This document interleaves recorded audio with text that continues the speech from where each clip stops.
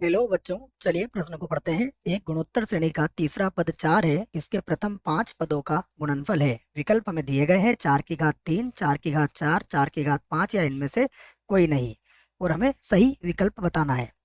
प्रश्न को हल करने से पहले हम लिखेंगे बच्चों मुख्य अवधारणा। मुख्य अवधारणा। मुख्य अवधारणा में हम प्रश्न को किस प्रकार हल करेंगे, इस बात को यहाँ पर समझने वाले हैं। देखिए, हमें प्रश्न में प्रथम 5 पदों का योगफल पूछा है, तो आप याद रखें कि यदि गुणोत्तर श्रेणी में आपको विषम पदों का योग गुणनफल ज्ञात करना हो तो किस प्रकार माने।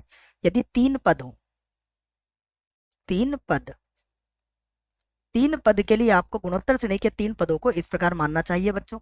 ए बटा आर, ए, ए आर। जब गुणनफल की बात हो तब इस प्रकार से मानने से आपको प्रश्न आपका आसानी से हल हो जाएगा। या फिर 5 पद हो, 5 पद। अगर 5 पद है तो कैसे मानेंगे, देखो ये मानेंगे आप ए बटा आर का वर्ग, ए बटा आर, ए, ए आर और ए आर का वर्ग।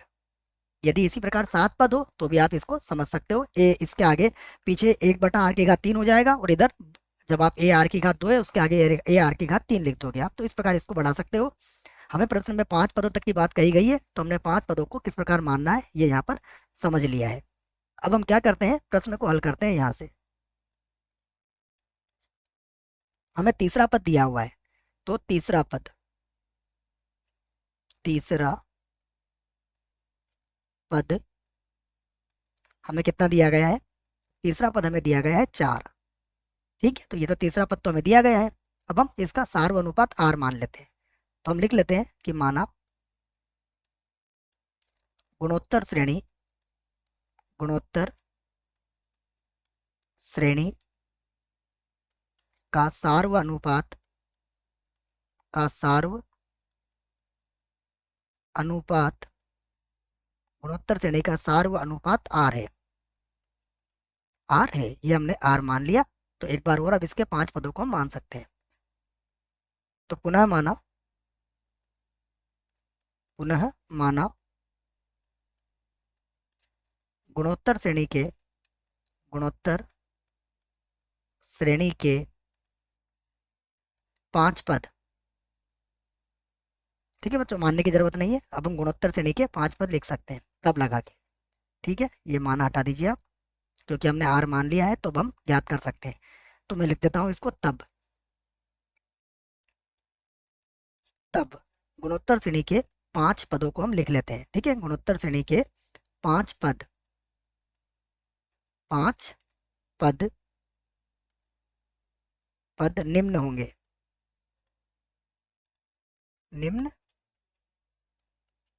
होंगे। ये लिख सकते हैं हम, गुणोत्तर श्रेणी के 5 पद क्या होंगे हमारे, निम्न होंगे, जो भी हम लिखने वाले हैं। ठीक है, अब देखिए क्या होगा।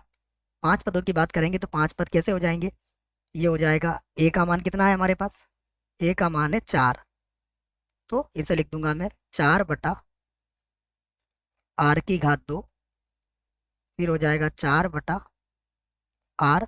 उसके बाद तीसरा पद 4 है हमारे पास, फिर होगा 4 आर, और फिर हो जाएगा 4 आर की घात 2। अब हमसे पूछा गया है प्रथम 5 पदों का गुणनफल। तो अब हम क्या करते हैं, प्रथम 5 पदों का गुणनफल ज्ञात कर लेते हैं। तो प्रथम 5 पदों का, प्रथम 5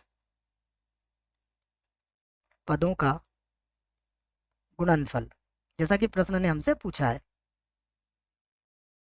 तो देखिए, प्रथम 5 पदों का गुणनफल क्या होगा, इनको गुणा कर लेते हैं हम। ये हो जाएगा 4 बटा आर का वर्ग गुणा 4 बटा आर, गुणा में आ जाएगा 4, फिर आ जाएगा 4 आर का वर्ग। आर का वर्ग नहीं बच्चों, पहले आर लिख देता हूँ ना, आर का वर्ग बाद में लिख देंगे। पहले 4 आर रहेगा, उसके बाद आ जाएगा 4 आर का वर्ग। तो यहाँ पर देखिए आर, आर का वर्ग आर की घात 3 हो जाएगा, बटे में भी आर की घात 3 होगा, ये तो कट जाएगा। तो हमारे पास क्या बचेगा, 4 कितनी बार गुणा हो रहा है, 5 बार। तो हमारा उत्तर आ जाएगा 4 की घात, 4 की घात 5। ये हमारे प्रश्न का क्या होगा, उत्तर होगा। इसको चाहो तो आप लिख सकते हो कि यही आपके प्रश्न का क्या है, उत्तर है।